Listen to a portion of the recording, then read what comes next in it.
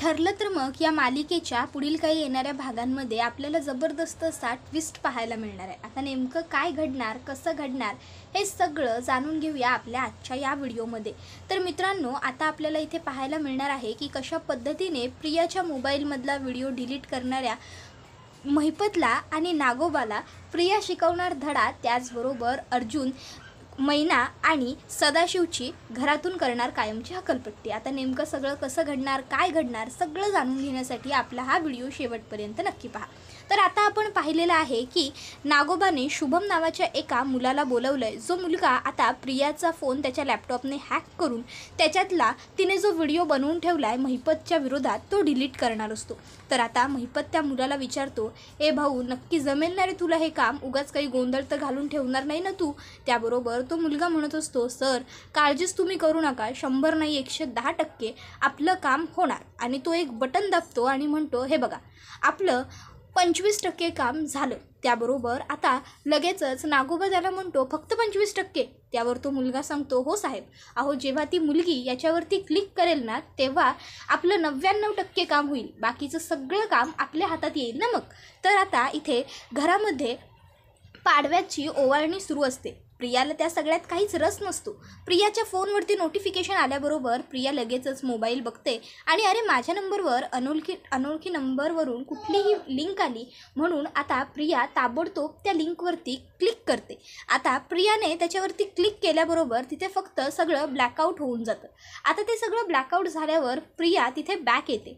तर आता प्रियाने त्याच्यावरती क्लिक केल्यामुळे आता शुभमला प्रियाच्या फोनचा ॲक्सेस मिळालेला असतो। मग आता शुभम हा प्रियाच्या मोबाईलचा सगळा डाटा काढतो आणि आता सांगत असतो, या मुलीचं नाव प्रिया मधुकर आहे, पण सध्या ही तन्वी किल्लेदार असं नावसुद्धा वापरते। आता हिचं खरं नाव कोणतं ते तुम्हा दोघांनाच माहीत असेल। हिचं शिक्षण 12वी झालेलं होतं आणि मग तो प्रियाचं कॉलेजसुद्धा सांगतो आणि त्यानंतर प्रियाने काय काय आणखीन त्या व्यतिरिक्त केलेलं आहे ते सगळं सांगतो। आता लगेचच महिपत त्याला म्हणतो, ए बाबा, तू काय तिची कुंडली बिंडली काढली की काय? त्यावर तो म्हणतो, मी तिच्या मोबाईलचा ॲक्सेस घेतला आहे साहेब, त्यामुळे तिच्या मोबाईलमध्ये जो काही डेटा आहे तो सगळा आपल्याला दिसतोय। हे घ्या, आता तुम्ही हा माझा लॅपटॉप तुमच्या जवळ घ्या आणि यातलं नेमकं तुम्हाला काय डिलीट करायचं आहे ते बघून मला सांगा, मग तसं मी पटकन तुम्हाला डिलीट करून देईन। त्याबरोबर नागोबा लगेचच त्या मुलाचा लॅपटॉप घेतो। आता तो महिपतला लॅपटॉप देत असतो। नागोबा म्हणतो, अरे तो लॅपटॉप सरळ का उलटा ते त्याला कळणार नाही, त्याला कुठे देतोयस, आणि इकडे। आणि मग आता नागोबा लगेचच लॅपटॉप हातात घेतो। महिपत म्हणतो, नागराज शेठ, अहो दुसऱ्या पोरासमोर तरी इज्जत काढू नका आपली।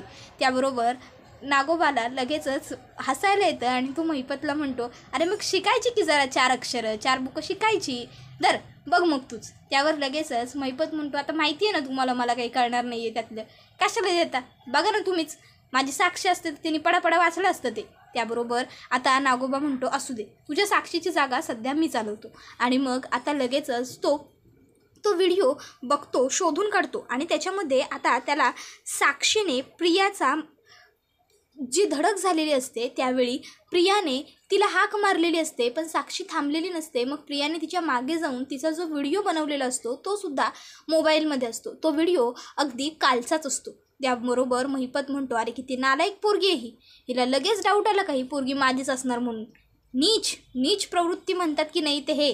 त्याबरोबर नागोबा महिपतला म्हणतो, नाही रे नाही, तुझ्या तोंडी नाही शोभत रे हा शब्द, दुसऱ्याला तर नाहीच, स्वतःबद्दल बोल पहिलं रे हेच तू। त्याबरोबर महिपत म्हणतो, ते सगळं सोडाव नागराज शेठ, ए पोरा तू हे दोन्ही बी व्हिडिओ डिलीट कर। त्याबरोबर शुभम लगेचच ते दोन्ही व्हिडिओ डिलीट करतो आणि म्हणतो, इतकंच काम होतं तुमचं? त्यावर महिपत म्हणतो, अरे बाबा तुला कळणार नाही, हे आमचं केवढं महत्त्वाचं काम होतं ते सगळं सोड, ते तुझं काम नाही। तू सांग, तू काय पिणार, रम की विस्की? त्याबरोबर तो मुलगा सांगतो, नाही साहेब, मी ह्या सगळ्यातलं काही घेत नाही। त्याबरोबर महिपत त्याच्या माणसाला सांगतो, जा तिजोरीतनं 2 पैशाचे बंडल घेऊन ये। त्याबरोबर आता तो 2 पैशाचे बंडल घेऊन येतो। मग लगेचच महिपत त्याला म्हणतो, हे घे, हे तुझ्यासाठी। त्याबरोबर शुभम म्हणतो, अहो नाही साहेब, मला एवढे पैसे नको आहेत, माझ्या कामाचे एवढे पैसे होत नाही आहेत। त्याबरोबर आता लगेचच महिपत त्याला सांगतो, अरे असं काय करतोय, कमी पडतायत का, थांब अजून एक देतो। त्याबरोबर तो मुलगा म्हणतो, अहो नाही हो साहेब. आता तो बिचारा जरा घाबरतो, त्याला भीती वाटते की हा नेमका कोण माणूस आहे. त्याबरोबर लगेचच आता नागोबा म्हणतो, तू गप्रे महिपत जरा, मी बघतो. आणि तो शुभमला त्याच्या कामाचे पैसे देतो आणि तिकडनं निघून जायला सांगतो. त्याबरोबर आता इथे प्रिया ही थोड्या वेळानंतर तिचा मोबाईल चालू करते. तर त्या 2 व्हिडिओंबरोबर तिच्या मोबाईलमधला आणखीन थोडाफार काही डेटा हा डिलीट झालेला असतो, जो तिला जाणवतो.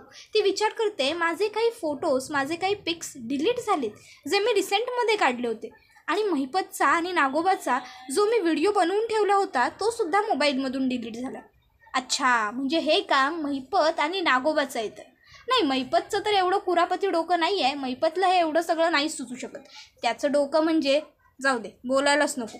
हे सगळं डोकं माझ्या हुशार, लाडक्या, सख्या पण खोटारड्या काकाचं आहे, म्हणजे नागोबाचं. नागोबाला काय वाटलं, पण फक्त तोच हुशार आहे का? तो फक्त नागाचं पिल्लू आहे, पण मी अख्खीची अख्खी नागिन आहे. आता त्याला वाटतंय की त्याने माझ्या फोनमधला व्हिडिओ डिलीट करून सगळं काही जिंकलं, सगळं मिळवलं. पण नागोबा, अरे हा व्हिडिओ मी इतर बऱ्याच ठिकाणी सेव्ह करून ठेवलेला आहे. त्यामुळे हा व्हिडिओ तू माझ्या फोनमधून डिलीट जरी केलास ना, तरी मला काही फरक पडत नाही. पण आता तुझी करणी केली आहेस, त्याची अद्दल तर तुला घडवायलाच हवी ना.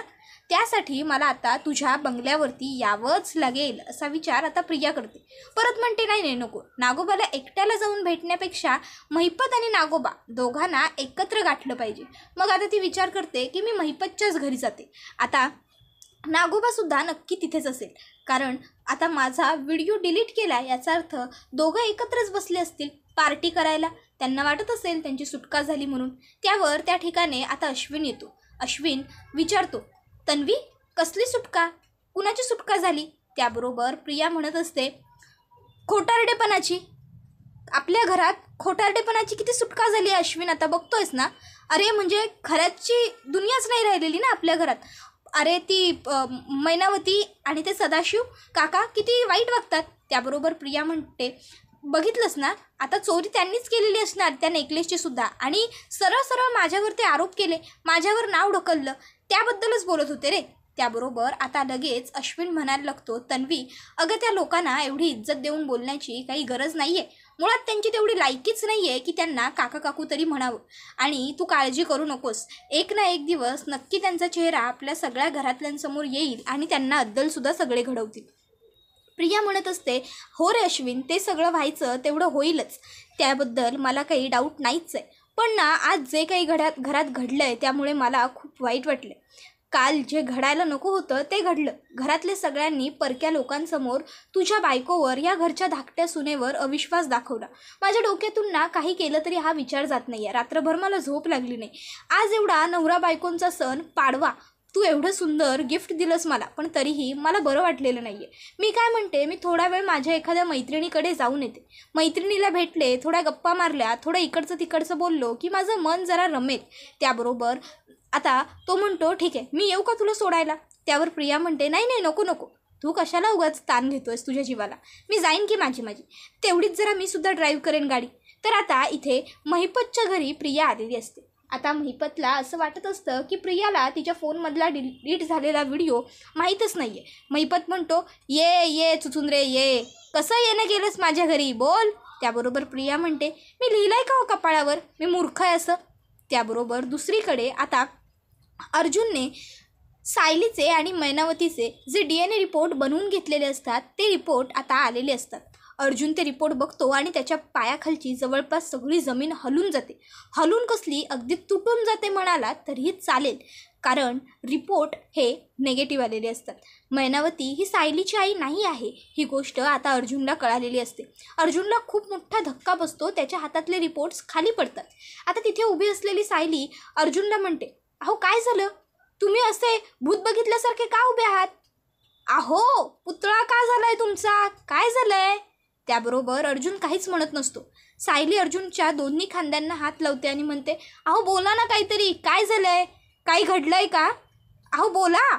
त्याबरोबर अश्विन एवढंच अर्जुन म्हणतो. त्यावर सायली म्हणते, अश्विन भाऊजींचं काही झालंय का, बोला ना काय झालंय, अहो सांगा मला, तुम्ही आता गप्प राहून मला टेन्शन देताय. हा अश्विन भाऊजी कुठे आहेत, अजून घरी आलेले नाही आहेत ते कामातून, बोला, हॉस्पिटलमध्ये काही झालंय का त्यांच्या, अहो सांगा ना काहीतरी, घडाघड बोला तुम्ही, मी खालीच जाऊन बघते असं म्हणत आता सायली ही बाहेर जाते आणि बाल्कनीतून खाली बघते. पण खाली तर सगळे शांतपणे गप्पा मारत बसलेले असतात. सायली पुन्हा अर्जुनकडे येते आणि अर्जुनला विचारते, काय झालंय आता तुम्ही बोला नाहीतर बघाच. त्याबरोबर अर्जुन म्हणतो, अश्विन जे बोलत होता तेच बरोबर होतं. त्यावर सायली म्हणते, काय बोलत होते अश्विन भाऊजी? त्यावर अर्जुन सांगत असतो, अश्विन म्हणाला होता की मैनावती आणि सदाशिव तुझे आई वडील नाही आहे, असूच शकत नाही. आणि तेच खरं निघालं. मैनावती तुझी आई नाही आहे सायली. आता हे ऐकून सायली म्हणते, काहीही बोलताय तुम्ही, मस्करी करताय ना? विषय आहे का हा मस्करी करण्यासारखा? इतके वर्षांनी माझे आई बाबा भेटलेत आणि आता तुम्ही असं. त्याबरोबर अर्जुन सायलीला दोन्ही खांद्यांना पकडतो आणि शांत हो, खाली बस असं सांगतो. सायली खाली बसते. अर्जुन तिच्या पायांजवळ बसतो आणि तिला सांगतो, नाही आहेत ते तुझे आई बाबा, आपण DNA टेस्ट केल्यात तुमच्या, त्याच्यामध्ये स्पष्ट झालं आहे की ते तुझे आई बाबा नाही आहेत. DNA रिपोर्ट निगेटिव्ह आलेत. त्याबरोबर सायली म्हणायला लागते, अहो पण तुम्हीच शोधून आणलं होतं ना माझ्या आईबाबांना, तुम्हीच मला घरात येऊन सांगितलं ना की ते माझे आईबाबा आहेत म्हणून. मग? त्यावर अर्जुन म्हणतो, गैरसमज झाला आहे काहीतरी खूप मोठा, तू चल माझ्याबरोबर खाली. मग अर्जुन खाली येतो. घरातल्या सगळ्या सदस्यांना आता तो तिथेच बघतो आणि म्हणतो, अस्मिताई नाही आहे फक्त इथे, अस्मिताई अस्मिताई. त्याबरोबर अस्मितासुद्धा तिथे येते. मग तो सदाशिव आणि मैनावतीलासुद्धा तिथे बोलवून घेतो आणि म्हणत असतो, मला तुम्हा सगळ्यांना एक खूप मोठी आणि महत्त्वाची गोष्ट सांगायची आहे. त्यावर आता लगेचच पूर्णाजी म्हणते, काय बोलायचं आहे बोल. आणि सायली का रडते, काय गं काय झालं? त्यावर अर्जुन म्हणतो, मी सांगतो. हे जे तुमच्यासमोर सायलीचे आईबाबा उभे आहेत, सदाशिव आणि मैनावती, ते सायलीचे खरे आईबाबा नाही आहेत. यांनी दोघांनी मिळून आपल्या सगळ्यांची किंबहुना सायलीची सुद्धा खूप मोठी फसवणूक केली. हे दोन कोणीतरी भुरटे आहेत. त्याबरोबर आता हे ऐकल्याबरोबर मैनावतीच्या आणि सदाशिवच्या चेहऱ्याचा रंगच उडून जातो. तर आता लगेचच सायली ही मैनावतीकडे येते आणि मैनावतीला म्हणते, का फसवलंत मला? का इतकं खोटं वागलात माझ्याशी? काय दोष होता माझा? का? त्याबरोबर मैनावती आता लगेचच सायलीला म्हणायला लागते, अगं नाही नाही, आम्ही खोटं नाही बोललो पोरी, खरंच तू आमची लेक आहेस, खरंच मीच तुझी आई आहे. त्याबरोबर सदाशिवसुद्धा म्हणायला लागतो, हो हो पोरी, अगं आम्हीच तुझी आईस बापूसाहेब, जर आम्ही तुझे आई बाबा नसतो तर का बरं तुझ्या नवऱ्यानं आम्हाला घरात आणलं असतं? विचार कर की गं थोडा, अगं आम्हीच तुझे आई बाबा आहे. त्यावर मैनावती म्हणते, अगं तुझी आई तुझ्याशी खोटं बोलेल का? अन कुठली बाई आपल्या लेकराबद्दल असं बोलेल बरं? तूच माझी पोरगी आहेस खरंच. अगं सायले, तू आता इतकी वर्षांनंतर एकतर आम्हाला भेटली आहेस, त्यात आता जर तू आमची पोरगी नाही असं म्हणालीस तर किती दुःख होईल आम्हासनी. अगं नगं गा असं बोलू, खरंच मीच तुझी आई आहे. आता खरं तर हे दोघंजणं इतकं खोटं का बोलत असतात पोटतिडकीने? कारण यांनी अजून मोठा हात मारलेला नसतो सुभेदारांच्या घरात आणि यांना मोठा हात मारायचा असतो. त्यासाठी यांना वाटत असतं की कमीत कमी आजचा आणि उद्याचा दिवस जरी आम्हाला इथे राहायला मिळालं तरी आजच्या किंवा उद्याच्या दिवसभरात आम्ही घरात मोठी चोरी करू आणि इकडनं पळ काढू. पण आता तसं घडत नसतं. तर आता अर्जुन म्हणतो, कारण तुम्हाला इथे चोऱ्या माऱ्या करायच्या होत्या म्हणून आलात तुम्ही इथे, कळलं? त्याबरोबर लगेचच आता म्हणायला लागतात ते दोघंजणं की काहीही काय बोलताय जावे बापू तुम्ही, आम्ही का चोऱ्या माऱ्या करू तुमच्या घरात? नाही म्हणजे आम्ही गरीब आहोत म्हणून तुम्ही आमच्यावर काही आरोप कराल का? गरीबाला काही स्वाभिमान वगैरे असतो की नाही, असं मैनावती म्हणते. त्याबरोबर आता सदाशिव म्हणतो, हां बरोबर आहे, मैनी अगदी बरोबर बोलायला लागल्या. जावे बापू, अहो आम्हासनी ठाव आहे, आम्ही गरीब आहे, आम्हासनी 5 पोरी आहेत, पर तरी बी आम्ही कायम सत्याने जगलोय बरं. हाव, आम्ही आमच्या 4 पोरींना आमच्या जीवावर सांभाळलं आहे. आमच्या 5व्या पोरीला आम्हाला पोसता आलं नाही म्हणून तिला सोडून दिली आश्रमात, पण बाकी मात्र आम्ही आमच्या 4 मुलींना चांगलं सांभाळलं आहे. त्याबरोबर अर्जुन म्हणत असतो, कळेल काय सांभाळलं आहे तुम्ही तुमच्या मुलींना ते शोधून काढेनच मी, त्याच्यात काही हरकत नाहीच आहे. पण आता जी कर्तूत केली आहेत की नाही त्याबद्दल तुम्हाला माफी मिळणारच नाही आहे. खरं तर तुम्हाला पोलिसांच्या ताब्यातच दिलं असतं, पण माझ्या बायकोचे आईवडील म्हणून तुम्हाला घरी आणलं होतं ना, त्यामुळे पोलिसांच्या ताब्यात देत नाही आहे. हेच तुमचं नशीब समजा आणि ताबडतोब इकडनं चालायला लागा. एक क्षण जरी माझ्या घरात किंवा माझ्या नजरेसमोर थांबलात ना तरी याद राखा तुमची गाठ माझ्याशी आहे. त्याबरोबर आता सदाशिव मैनावती घराच्या बाहेर जायला तयार नसतात. अर्जुन म्हणतो, प्लीज निघा, नाहीतर आता तुम्हाला हाताला धरून मला घराबाहेर काढावं लागेल. त्याबरोबर सदाशिव आणि मैनावती ऐकतच नसतात. मग अर्जुनचा नाईलाज होतो. अर्जुन आता लगेचच त्या दोघांच्याही हाताला धरतो आणि त्यांना खेचत खेचत आता बाहेर घेऊन चाललेला असतो. सदाशिव आणि मैनावती आम्हाला सोडा जावई, आम्हाला सोडा असं सांगत असतात. त्यावर अर्जुन म्हणतो, गप्प बसा, जावई जावई सारखं बोलू नका, काही नातं नाही आहे आपल्यात, फसवणूक केली आहे तुम्ही फक्त आमची. तुम्हाला काय वाटलं मी तुम्हाला काही बोलत नाही आहे याचा अर्थ मला कळत नाही आहे का? मला कळत होतं सगळं, पण सायलीचे आईबाबा असे कसे असू शकतात हे मला पटत नव्हतं ना, म्हणून इतके दिवस तुमचं फावलं, म्हणून मी तुम्हाला काही बोलू शकलो नाही. पण तुम्ही प्रत्येक वेळेस दाखवून दिलात की तुम्ही तिचे आई वडील असूच शकत नाही. त्यामुळे आता चालते व्हा. आणि मग अर्जुन त्यांना घराच्या बाहेर काढून टाकतो. तर आता इथे प्रिया ही लगेचच नागोबाला आणि महिपतला धमकी देते की पुन्हा माझ्या नादी लागायचं नाही, आणि आत्ता जी करामत करून ठेवलीत की नाही त्यासाठी तर मी तुमची वाट लावणार आहेच. आणि मग आता नागोबा म्हणत असतो, ए जाय चुचुंद्रे, तुला काही करायचं आहे ते कर, मी नाही घाबरत तुला. आणि मग आता महिपत हा तिच्यावरती हात उगारायला जात असतो. नागराज म्हणतो, ए महिपत थांब रे बाबा थांब, उगाचच्या उगाच मारामारी करू नकोस. अरे शेवटी मुलगी आहे ती, आपण जर काही चुकीचं केलं ना तर आपण करू एक आणि ती सांगेल दोन, उगाचच्या उगाच काहीतरी केस होईल. आत्ता कुठे साक्षी बाहेर पडले, त्यात आपल्याला जायचं आहे का कोठडीत. त्याबरोबर आता इथे लगेचच अस्मिता म्हणत असते, तरी बरं आपल्याला लवकर या दोघांबद्दल खरं कळालं. जर आपल्याला अजूनही खरं कळालं नसतं तर या दोघांनी आपलं अख्खं घर साफ केलं असतं आणि रातोरात पशार झाले असते आणि आपल्याला समजलंही नसतं. नाही, किती नालायक माणसं होती ही. त्याबरोबर आता लगेचच प्रताप म्हणत असतो, सायलीचे आई वडील हे असे असतील असं वाटतच नाही. सायली इतकी चांगली आहे, नक्कीच तिचे आई वडील सुद्धा चांगले असतील. नाही, मधुभाऊंनी तिच्यावर संस्कार केलेत हे बरोबर आहे, पण कुठेतरी जन्मजात सुद्धा काहीतरी गुण असतातच ना, असं आता प्रताप म्हणतो. पूर्णाजी म्हणते, जे झालं ते एक वाईट स्वप्न होतं असं समजून आपण सगळ्यांनी आता ते सगळं विसरून जायला हवं. उगाचच्या उगाच घडून गेलेल्या वाईट गोष्टी लक्षात ठेवून स्वतःला त्रास करून घेण्यामध्ये काहीही अर्थ नाही आहे. त्याबरोबर आता सदाशिव आणि मैनावती दोघंजणं घराच्या बाहेर येऊन सुद्धा म्हणत असतात की आम्हीच तुझे आई वडील आहोत सायले, आम्हाला हकलू नको, आम्हाला घरात घे. अगं बघ, जर आम्ही निघून गेलो तर तुला उद्या पश्चाताप होईल की तू तुझ्या आई वडिलांना असं घराच्या बाहेर हकलावून लावलंस. सायली ऐक आमचं. पण सायली त्यांना घरामध्ये घेत नसते. सायलीचं मन मानत नसतं की ते तिचे आई बाबा नाही आहेत असं. पण अर्जुन मग तिला रिपोर्ट आणून दाखवतो आणि म्हणतो, हे रिपोर्ट तरी खोटं आहेत का? मग सायली विश्वास ठेवते आणि मग मात्र सदाशिव आणि मैनावती दोघांनाही कळतं की आता इथे खोटं बोलून काहीही अर्थ नाही आहे, नाही तर आपल्याला पोलिसांच्या ताब्यात हे लोक देऊन टाकतील. त्यामुळे मग आता सदाशिव आणि मैनावती गुपचूपपणे तिकडनं निघायचंच आपलं भलं आहे असा विचार करतात आणि तिकडनं निघतात. रस्त्यात ते दोघंही जण एकमेकाला दोष देत असतात आणि म्हणत असतात, तुमच्यामुळं झालं हे समज, जर तुम्ही एक हात मारला असतं तर काय झालं असतं? मी 2 डाव प्रयत्न केला नवं, असं मैनावती सांगते. त्याबरोबर सदाशिव म्हणतो, अगं तू जेव्हा जेव्हा हात मारलास तेव्हा मीच लक्ष ठेवून होतो की तुझ्यावर. त्यानंतर आता भांडत भांडत ते जात असतात. तर दुसरीकडे प्रिया ही आता घरी परत आलेली असते. घरात एवढा सगळा शुकशुकाट शांतता बघून तिला प्रश्न पडतो की नेमकं झालंय काय. त्याबरोबर अश्विन तिला सांगतो, तू खोलीत चल, मी सांगतो तुला सगळं. अश्विन प्रियाला खोलीमध्ये घेऊन जातो आणि सदाशिव आणि मैनावती हे सायलीचे खरे आईबाबा नसून ते फक्त आपल्या घरामध्ये चोऱ्यामाऱ्या करण्यासाठी घुसले होते. त्यामुळे अर्जुन दादाने त्यांचे जेव्हा DNA रिपोर्ट केले तेव्हा ते निगेटिव्ह आले. त्यामुळे दादाला खरं कळलं आणि दादाने त्या दोघांचीही घराच्या बाहेर हकलपट्टी केली. हकलताना ते दोघंजणं खूप गयावया करत होते की आम्हीच आईवडील आहोत, आम्हीच आईवडील आहोत. पण दादाने प्रॅक्टिकल गोष्टींवरती विश्वास ठेवला आणि त्या दोघांनाही ताबडतोब घराच्या बाहेर काढलं. थँक गॉड दादाने आता तरी डिसिजन लवकर घेतला, त्यांना घराबाहेर काढलं. नाहीतर आता त्यांनी आपलं अख्खंच्या अख्खं घर लुटून नेलं असतं आणि आपल्याला कळलं सुद्धा नसतं.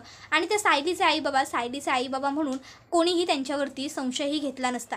DNA टेस्ट केली, ते बरं झालं एका अर्थी. त्याबरोबर आता प्रिया ही मनातून खूप खुश होते, कारण खरं तर ते प्रियाचे खरे आईबाबा असतात. प्रियाला वाटतं बरं झालं ते दोघं एकदाच या घरातून निघून गेले, नाहीतर जर माझं सत्य समोर आलं असतं तर की हे माझे आईबाबा आहेत म्हणून किती लाज गेली असती माझी, हे असे चोरटे आईबाबा माझे आहेत म्हटल्यावर. जाऊ दे, जे झालं ते बरं झालं. अश्विन आता तरी घरातल्यांना आपल्या अक्कल येईल असं ती म्हणत असते. अश्विन म्हणतो तीच आशा मी सुद्धा केली. त्याबरोबर आता प्रिया ही खूपच खुश असते तिचे आई बाबा घरातून हकलले गेल्यामुळे. त्याबरोबर हा व्हिडिओ इथेच संपतो. व्हिडिओ आवडला तर व्हिडिओला लाईक करा.